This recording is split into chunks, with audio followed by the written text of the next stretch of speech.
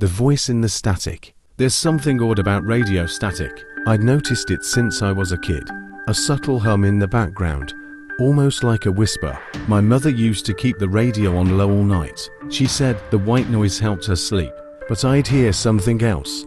A voice, faint and hidden beneath the crackling, that would come through in the dead of night. I dismissed it as my imagination, a trick of sound. But recently, I started hearing it again, clearer and louder.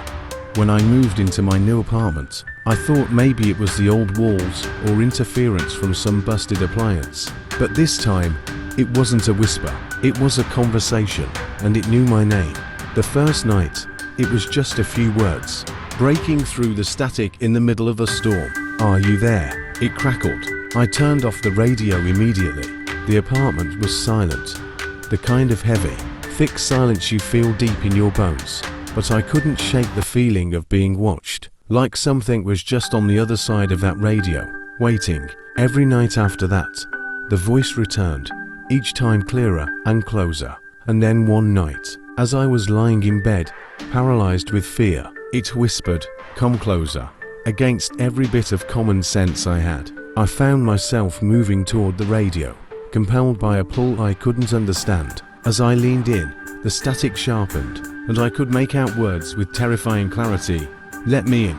I jumped back, slamming the radio off, but even after I cut the power, I could still hear it, like it was seeping from the walls. "Let me in." It hissed, louder, angrier. I didn't sleep that night. The next day, I threw the radio in the trash, feeling a surge of relief as it was crushed by the garbage truck.